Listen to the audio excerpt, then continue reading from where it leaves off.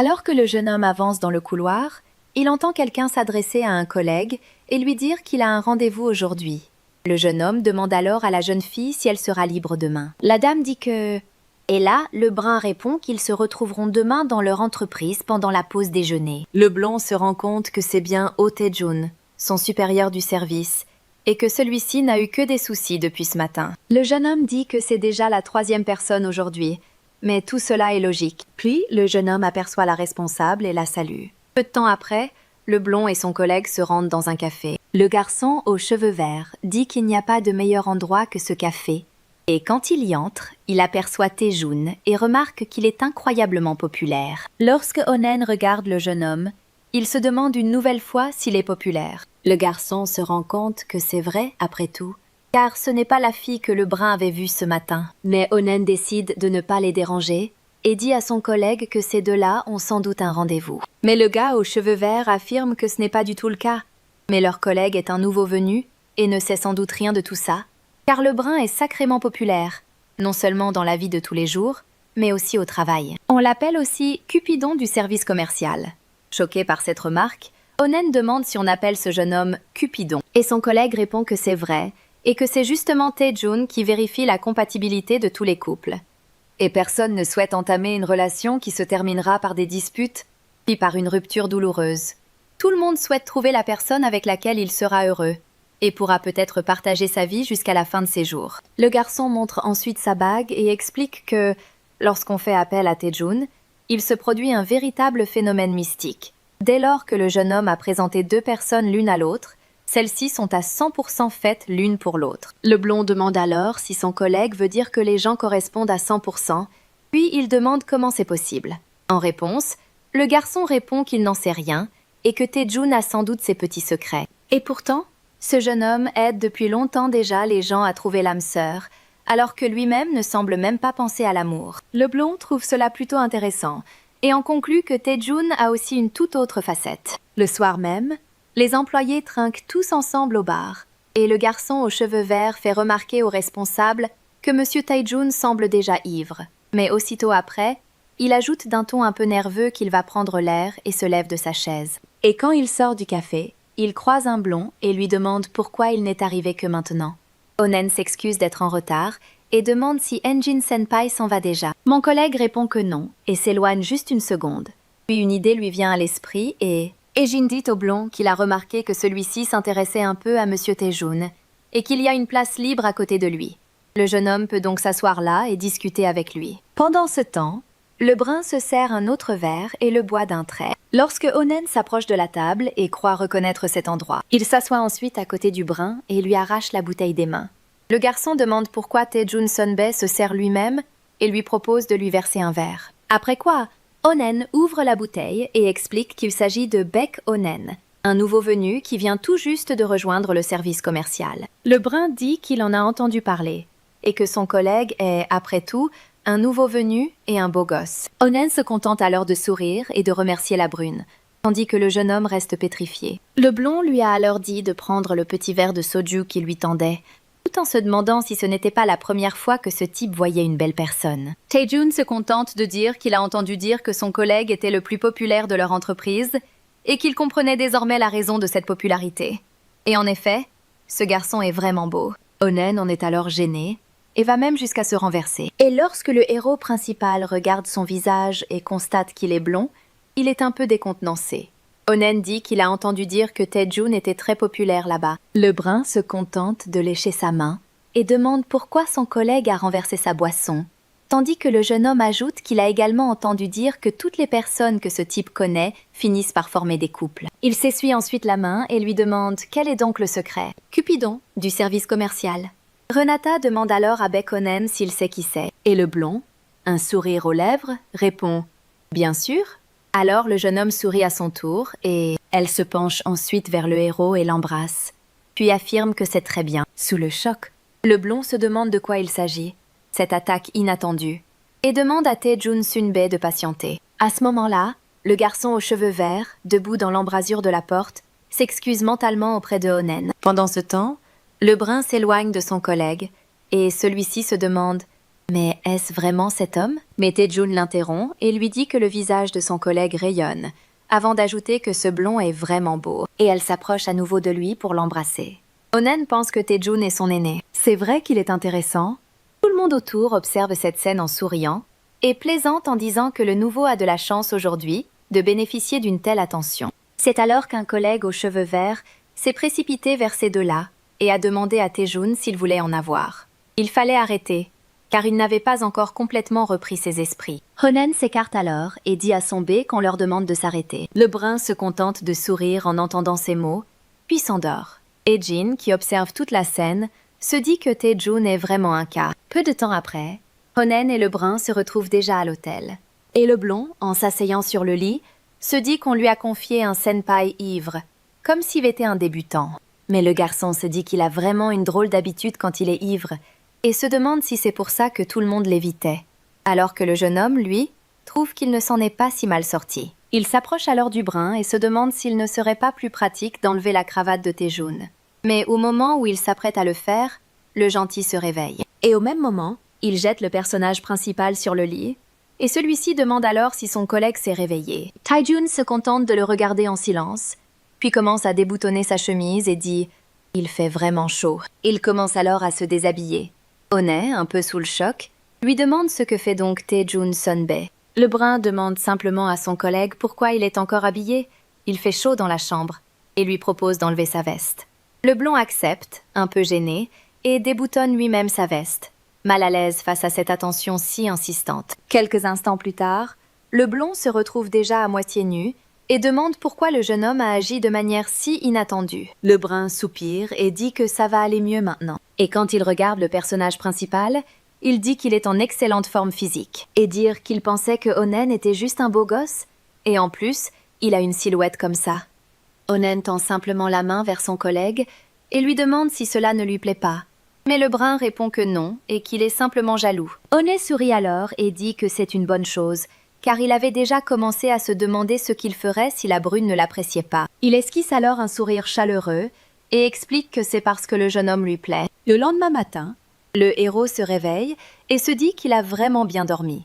Mais il se souvient aussitôt qu'il doit aller travailler. Et quand il se lève aussitôt du lit, il aperçoit Onen et se demande pourquoi celui-ci dort à ses côtés. Mais peu à peu, le jeune homme commence à comprendre et se rend compte que, pour commencer, il doit partir de là au plus vite. Quelques instants plus tard, il se retrouve déjà dans l'ascenseur et se dit qu'il a failli être en retard. Le jeune homme se demande s'il aurait dû réveiller son collègue, mais celui-ci a été tellement surpris qu'il s'est enfui. Soudain, un homme s'approche du héros par derrière et lui demande s'il est bien Monsieur Cupidon du service commercial. Le brun lui dit que oui, puis il lui demande si son collègue souhaite passer le test et si c'est pour lui-même. L'homme répond que oui, et le personnage principal lui propose alors de se retrouver pour en discuter pendant la pause déjeuner. Il se serre alors la main, et l'homme remercie le brun.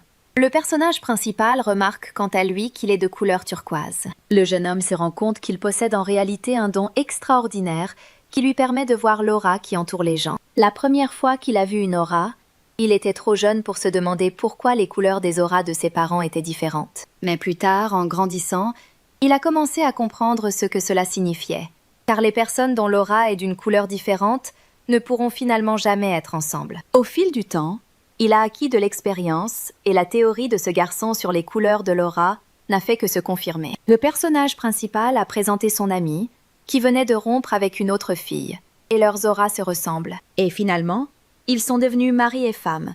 C'est pourquoi, depuis lors, le héros s'est mis à aider les gens à trouver un partenaire dont l'aura serait de la même couleur que la sienne. C'est ainsi que, grâce à ses conseils, de nombreux couples se sont formés, si bien qu'on a fini par le surnommer le Cupidon du service commercial. Le jeune homme se rend compte que Cupidon lui-même s'est avéré être quelqu'un qui n'est jamais sorti avec personne. Mais que peut-on y faire? Après tout, on ne voit pas son aura. Après une poignée de main, il ne perçoit pas toujours clairement la couleur de l'aura. Mais après un entretien en tête-à-tête, tout devient clair. C'est alors que quelqu'un demande soudain à son collègue d'attendre. Et quand le héros appuie sur le bouton pour empêcher les portes de se fermer, un autre garçon entre dans l'ascenseur et le remercie. Le personnage principal se rend compte que cette personne a elle aussi une aura turquoise. Mais il constate ensuite qu'elle vire peu à peu au vert, puis à l'orange. Onen se contente de demander à son collègue s'il va au travail et lui propose d'y aller ensemble, tandis que le brun le regarde à ce moment-là. Et il se demande s'il est possible qu'un être humain ait une aura de toutes les couleurs. Le blond se contente de sourire et dit qu'il s'est réveillé en entendant la porte claquer. Le personnage principal s'excuse alors de ne pas l'avoir réveillé et dit que, heureusement, son collègue a réussi à arriver à l'heure au travail. Son collègue répond que c'est simplement parce que son domicile est tout près et qu'il est rapidement rentré chez lui avant de se rendre au travail. Le brun lui demande alors ce qu'il a fait hier, mais la porte de l'ascenseur s'ouvre et toute une foule y entre. C'est pourquoi le personnage principal dit qu'il vaudrait sans doute mieux qu'ils en parlent plus tard. Le blond sourit et répond que bien sûr, ce n'est pas le genre de sujet dont on parle dans un endroit pareil. Et le héros se dit alors qu'il ne se sent pas très bien. Peu de temps après, le blond demande déjà au jeune homme s'il dit ne pas se souvenir de ce qui s'est passé hier. Le jeune homme répond qu'il a sans doute un peu trop bu hier et lui demande donc s'il a vomi. Le garçon répond que rien de tel ne s'est produit, mais demande ensuite comment va le dos de son collègue. Les protagonistes ne comprennent pas de quoi il parle et lui répondent que son dos n'a rien. Le jeune homme se rend compte que c'est la première fois qu'il voit une aura arc-en-ciel, qui plus est aussi éclatante, et il a l'impression d'avoir causé bien des soucis à son collègue la nuit dernière. Et le blond demande de quoi parle donc le jeune homme, puisqu'ils étaient pourtant si fougueux hier dans ce motel. Le héros a alors failli s'étouffer. Puis il a demandé « Est-ce qu'ils ont vraiment dansé avec autant d'énergie, puis sont allés se coucher tout de suite après la douche ?» Le blond est alors un peu triste et dit que son collègue ne se souvient vraiment de rien. Tae-jun dit alors qu'il était trop ivre et s'excuse, puis se dit qu'il ferait mieux d'arrêter de boire. Mais le blond se contente de s'approcher de son collègue et lui demande s'il a oublié la promesse qu'il lui a faite la nuit dernière, à savoir que le jeune homme assumerait la responsabilité de ses actes. Le héros, sous le choc, demande de quelle responsabilité il s'agit, puis combien le type a payé pour la chambre. Le blond répond qu'il ne s'agit pas d'argent, et le mec à la maison dit que ça n'a pas d'importance. Mais Onel lui demande alors s'il est vrai que le garçon ne se souvient pas de s'être jeté sur lui hier. Le personnage principal, sous le choc, se demande s'il a vraiment fait une chose pareille. Puis il se tourne vers le blond et lui demande s'il s'est jeté sur lui. Onen raconte que le jeune homme a commencé à lui enlever sa veste. Il lui a dit qu'il avait une superbe silhouette et qu'il n'arrêtait pas de lui faire des compliments. Puis il a ajouté qu'il assumerait la responsabilité de ses actes et que le garçon devait lui faire entièrement confiance. C'est pourquoi celui-ci n'a pas opposé de résistance à cette attention si insistante. Le personnage principal se demande de quoi il parle, et le blond lui répond que son collègue est parti ce matin sans rien dire, ce qui signifie qu'il a vraiment tout oublié.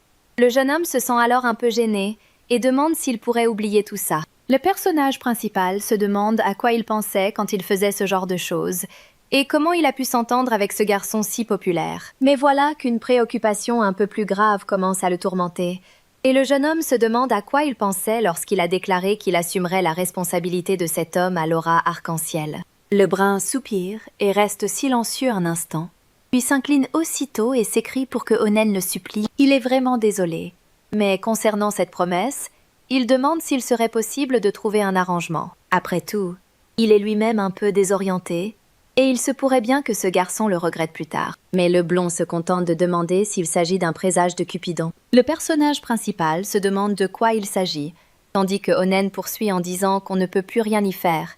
Ils peuvent donc agir comme l'a proposé le jeune homme, et qu'il ne lui demandera pas d'assumer la responsabilité de ses actes. Le héros accepte et se dit que ce type a abandonné un peu trop facilement. Mais le blond s'approche alors de lui et lui dit qu'il n'a pas l'intention d'abandonner, et que le brun doit donc simplement en être conscient. Puis il embrasse tendrement son collègue, lui sourit, avant de dire qu'il s'en va. Le brun rougit légèrement et se demande ce qui vient de se passer. Et quelques jours plus tard, le personnage principal se demande si Onen est revenu. Le blond, un sourire aux lèvres, explique simplement qu'il a trié certains documents et demande au jeune homme de vérifier si tout est en ordre. Le personnage principal demande alors si le chef du garçon n'est pas So Yeon-jin, mais le blond répond qu'il est en déplacement professionnel. Après quoi, le jeune homme décide finalement de jeter un œil. Mais lorsqu'il ouvre le dossier contenant les documents, il constate que tout est en ordre et se demande s'il ne s'agit pas d'une sorte d'absurdité. Et ensuite, elle se dit que cette histoire appartient désormais au passé. Mais il semble que les paroles du blond, selon lesquelles il n'avait pas l'intention d'abandonner, étaient vraies. Après tout, tantôt il lui donne des friandises, tantôt il lui offre un café, et dès qu'il a un peu de temps libre, elle ne le quitte plus d'une semelle. Et comme ils sont tout le temps ensemble, Des rumeurs ont même commencé à circuler. Le blond se contente de demander avec un sourire pourquoi il parle d'idiotie, puis ajoute que le simple fait de voir ce jeune homme tous les jours lui fait du bien, tandis que le héros pense que le pire, c'est qu'il tienne des propos aussi odieux. Onen se tourne alors vers son collègue et lui demande comment il doit s'y prendre. Et Tae-jun dit que le jeune homme s'est très bien débrouillé, alors qu'il rapporte le dossier. Le blond Jazz demande ce qu'il doit faire ensuite, et le garçon répond qu'il doit faire comme avant. Onen dit alors qu'il est novice, et demande à Tae-jun s'il pourrait lui donner un coup de main. Le héros le regarde alors, et se dit qu'il a l'impression d'être tombé sur un original. Mais à ce moment-là, le directeur s'approche d'eux et leur demande si Monsieur Oh Tae-jun et Monsieur Baek Onen pourraient sortir un instant, ce à quoi les deux jeunes hommes acceptent. Et le directeur a demandé « Et si on travaillait tous les deux sur un même projet ?» La femme a alors fait remarquer que ces deux-là étaient tout le temps ensemble ces derniers temps, et que cela faisait vraiment beau à voir. Le blond accepte alors et dit qu'avec son B, ils vont faire de leur mieux. Mais le héros ne comprend pas de quoi il parle. Le directeur répond que c'est parfait, et que, puisque Monsieur Yeonjin n'est pas là pour le moment, ils peuvent déjà se mettre au travail. Onen acquiesce et dit qu'il comptera alors sur Monsieur Tae-jun. Le personnage principal accepte et dit qu'il compte lui aussi sur l'aide de Baek Onen, tout en se disant qu'il est fichu. Le lendemain, le blond s'adresse à nouveau à son collègue et lui propose d'aller déjeuner ensemble. Ils se retrouvent alors dans la cantine, et Onen évoque les documents que leur responsable leur a demandé de passer en revue. Mais le personnage principal l'interrompt et lui dit de ne pas s'en faire, car il y a beaucoup de corrections à apporter, et il faut également récupérer certains documents dans les archives. Le blond, un sourire aux lèvres, demande à son aîné s'il veut bien l'accompagner là-bas. Le personnage principal explique qu'il a beaucoup de travail aujourd'hui, et qu'il enverra donc plus tard à Onen la liste des documents à apporter. Celui-ci devra donc s'y rendre seul. Le jeune homme répond qu'il ne sait même pas où se trouvent les archives. Le brun lui demande alors ce que Baek Onen a appris en travaillant dans cette entreprise.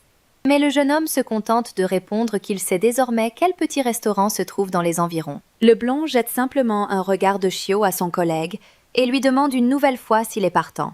C'est alors que le héros, ne pouvant plus résister, accepte. Peu de temps après, ces deux-là se rendent déjà aux archives pour y chercher les documents dont ils ont besoin. C'est là que Tae-jun se rend compte qu'il doit retrouver le contrat avec la société M, tandis que le blond s'adresse à lui et affirme avoir retrouvé tous les documents. Il les montre ensuite et demande si tout est en ordre. Le personnage principal remarque qu'il les a trouvés rapidement et félicite Onen. Le blond remercie alors son collègue et lui demande s'il a trouvé les autres documents. Le jeune homme répond que non et qu'il pense qu'il faut encore fouiller un peu.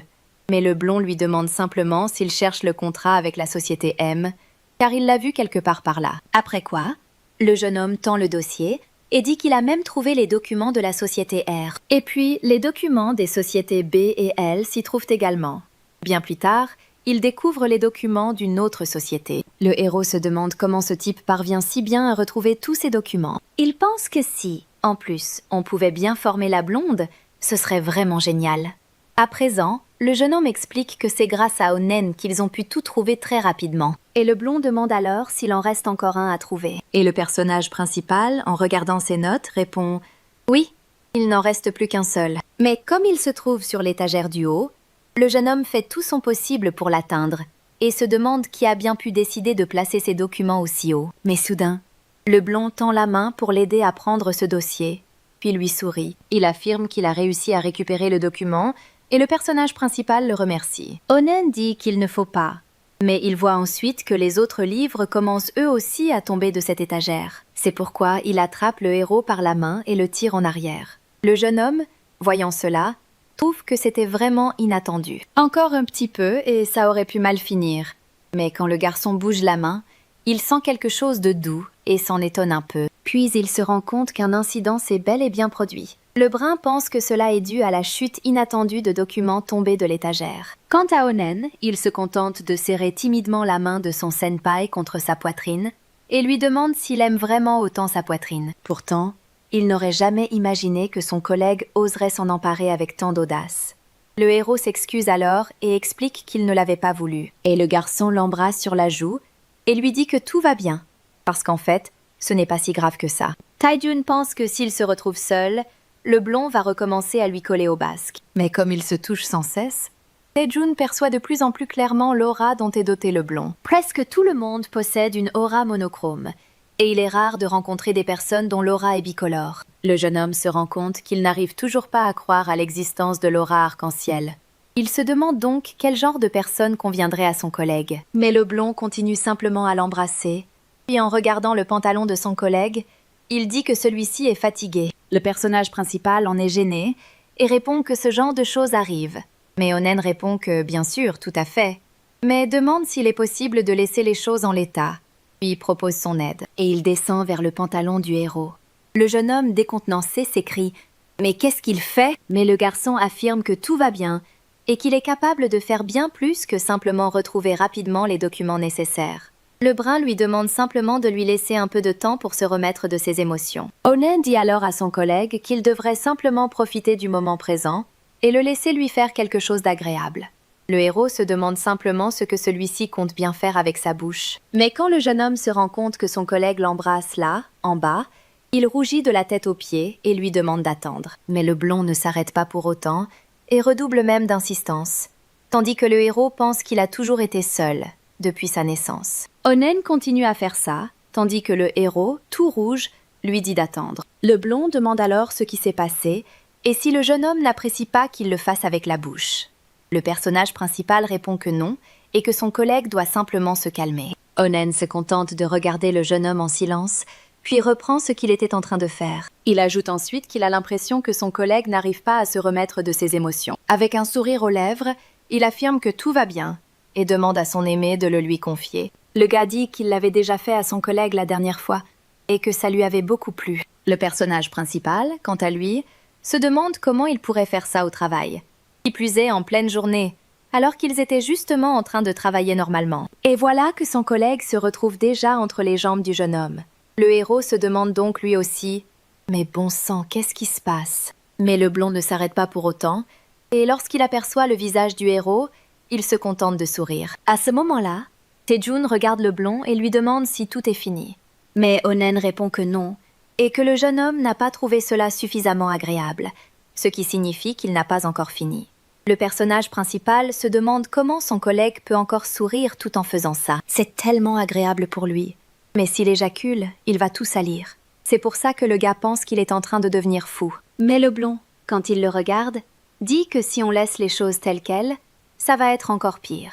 Puis il se met à travailler de ses propres mains, tandis que le personnage principal estime que ce n'est pas la bonne façon de faire. Après tout, il ne peut pas prononcer un seul mot pour convaincre son collègue d'arrêter tout ça. Pourtant, le jeune homme n'a plus la force de rester debout, et il n'arrive pas à y croire. Le personnage principal se demande ce qu'il doit faire, car tout cela est vraiment trop étrange. Et le jeune homme se demande combien de temps s'est écoulé. Tae-jung pense qu'il va bientôt perdre la raison. Mais ensuite, le mec soupire et dit qu'il va jouir tout de suite. Le jeune homme comprend que s'il jouit maintenant, tout va finir dans la bouche de son collègue. Alors il repousse la tête du mec et dit que... Mais ensuite, il ne se retient plus et éjacule sur son visage. Après quoi, il essaie de reprendre son souffle. Cependant, lorsque le personnage principal regarde son collègue, il se rend compte de ce qu'il vient de faire. C'est pourquoi il essaie aussitôt de se calmer et demande au blond s'il a des serviettes. Le jeune homme lui tend alors un mouchoir. Et Tae-jun, tout en essuyant le visage de son collègue, lui demande ce qu'ils doivent faire, car ils doivent encore travailler. Le blond répond qu'il va sortir pour se défouler. Il pose une question. « Ça t'a plu ?» demande Tae-jun, le héros principal, en rougissant, ne comprenant pas de quoi il s'agit. Et le garçon, un sourire aux lèvres, lui demande si c'était plus agréable que la dernière fois.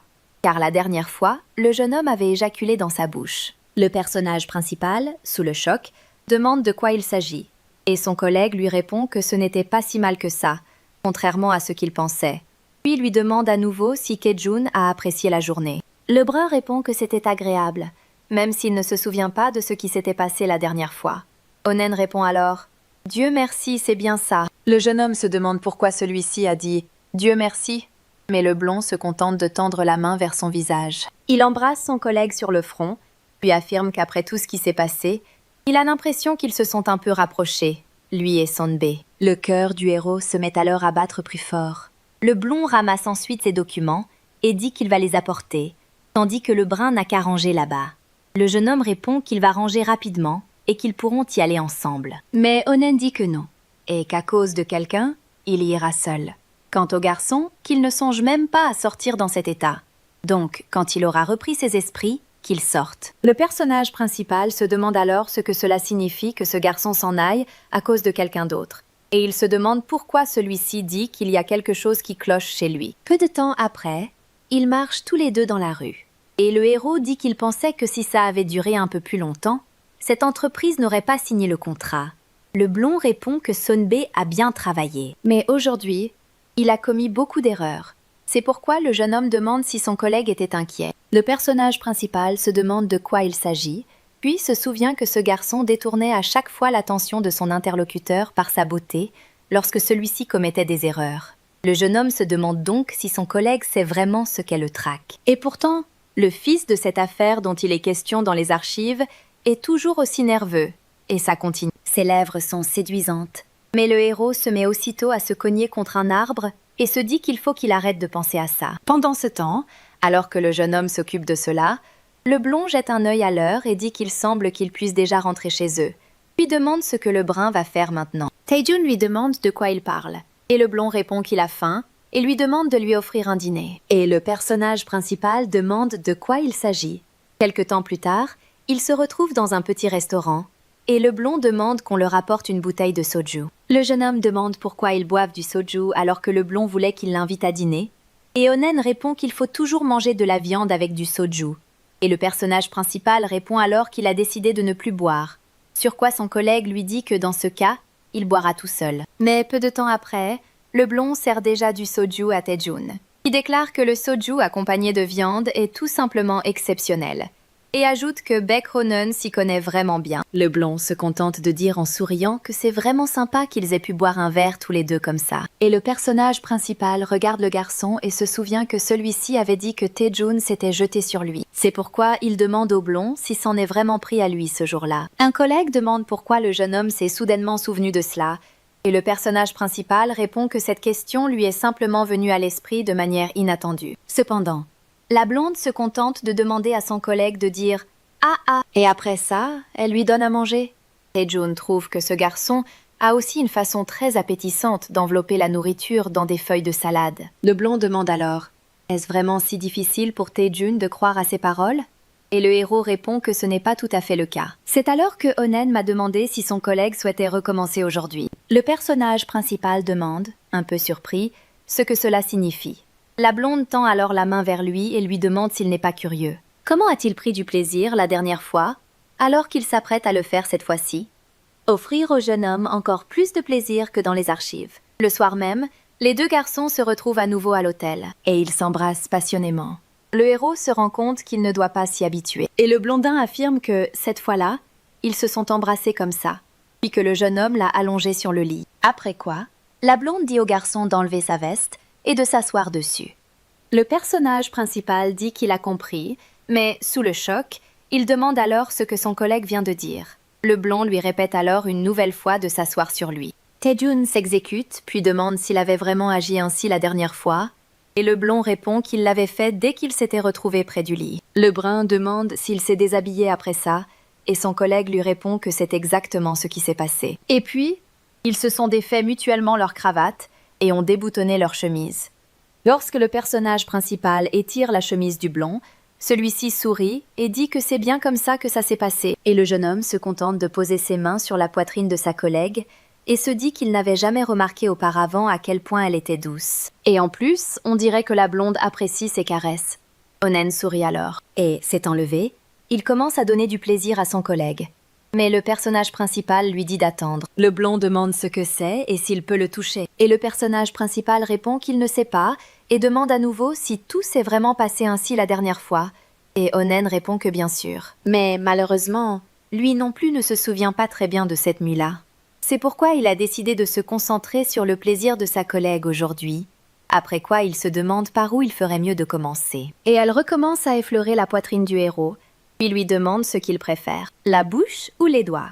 Taejun est gêné par cette question, puis répond qu'il préfère la bouche. Quand le blond commence à le faire, le héros se dit qu'il a peut-être eu tort de lui demander de le faire avec la bouche, car le jeune homme ne s'attendait pas à ce que ça se passe comme ça. La blonde se tourne simplement vers le garçon et lui demande comment il va, tandis que le héros se demande comment il pourrait lui répondre et s'il peut lui dire la vérité. Mais le jeune homme, tout rouge, dit que là-bas, Le brun aussi dirige son regard vers son apparence physique. Puis il affirme « On dirait que ça a beaucoup plu au garçon, car tout est devenu assez dur là-bas. » C'est pourquoi Onen demande si son collègue a tout de même pris du plaisir. Mais après cela, il se contente de lui baisser son pantalon. Et cela commence à faire plaisir au jeune homme, qui affirme que là-bas aussi, il lui fera du bien. Le personnage principal se contente de lui dire, d'un air gêné, de patienter.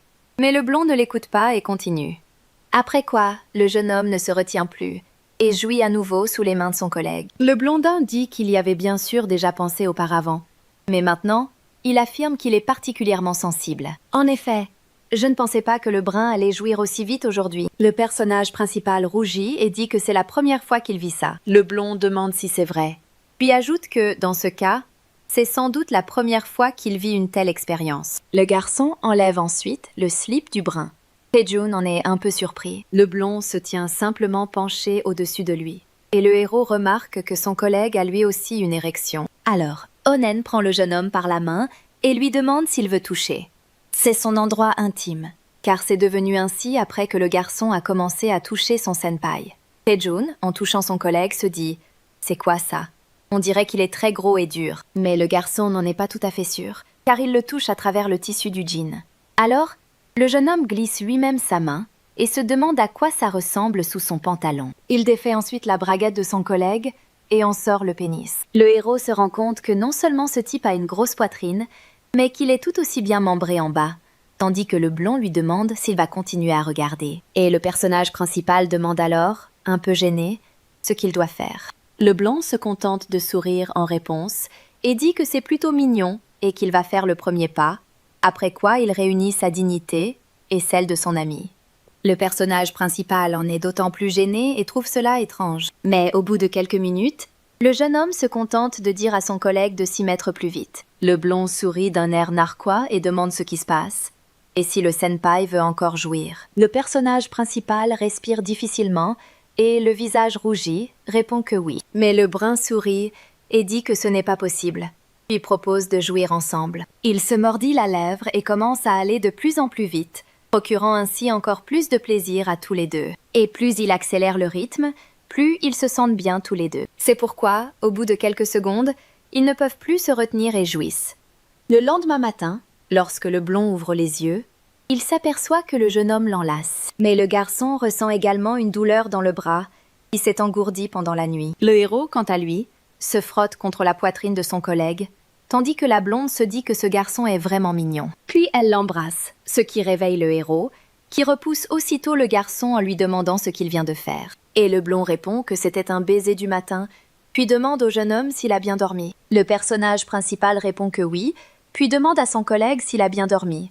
Et celui-ci répond que lui aussi. Le jeune homme pense que, comme il fait si clair là-bas, son collègue est encore plus beau, tandis que le blond dit qu'il leur faut se dépêcher, et le personnage principal demande quelle heure il est. Mais Onen dit qu'il reste encore 40 minutes avant d'être en retard, et les protagonistes, sous le choc, lui demandent ce qu'il vient de dire, car ils savent bien qu'en cas de retard, une partie de leur salaire leur sera retenue. Quelques instants plus tard, les deux se retrouvent dans la cantine, et le garçon aux cheveux verts dit qu'ils ne se sont pas vus depuis un bon moment. Le personnage principal salue son ami et lui demande comment s'est passé son déplacement professionnel. Il explique également qu'il était en retard et qu'il n'a donc même pas eu le temps de le saluer ce matin. Engin dit que, bien sûr, tout s'est très bien passé, car c'est lui le génie du service commercial. Le blond se contente d'applaudir et de dire à quel point son senpai est génial. Mais soudain, une boulette s'échappe de l'assiette du personnage principal, mais la blonde l'essuie aussitôt. Après quoi, le héros le remercie, mais le blond, avec un sourire aux lèvres, lui répond qu'il n'y a pas lieu de le remercier, car ce n'est qu'une broutille. Le garçon aux cheveux verts pense qu'il se passe quelque chose d'étrange entre ces deux-là. C'est pourquoi il affirme que leurs relations se sont améliorées pendant son absence. Le blond demande si c'est vraiment Engin. Celui-ci semble répondre que oui, et qu'ils viennent ensemble au travail, déjeunent ensemble. N'importe qui d'autre penserait qu'ils sortent ensemble. Et le héros principal rougit à nouveau en entendant ces mots. Le blond dit que puisque Engin Senpai l'a dit, il devrait essayer. Et le gars aux cheveux verts lui dit de saisir cette chance et de se mettre à sortir avec quelqu'un. Le blond se tourne alors vers le héros et lui demande ce qu'il pense de cette idée et s'il a envie de sortir avec lui. Mais le jeune homme se contente de demander si son ami s'inquiétait du fait qu'il n'ait pas de copain. Et le garçon aux cheveux verts lui demande alors si cela se voit vraiment. Or, il pensait justement que Onen plairait à son ami. Le blondin répond alors que c'est vrai, et qu'il s'intéresse beaucoup à Taejunsun-bae. D'ailleurs, ces derniers temps, il ne cesse de lui tourner autour. Le garçon aux cheveux verts s'adresse alors à son ami et lui dit qu'il va enfin pouvoir sortir de sa solitude. Mais le héros se contente alors de taper du poing sur la table et de leur dire d'arrêter. Après tout, il ne lui était même pas venu à l'esprit de sortir avec quelqu'un.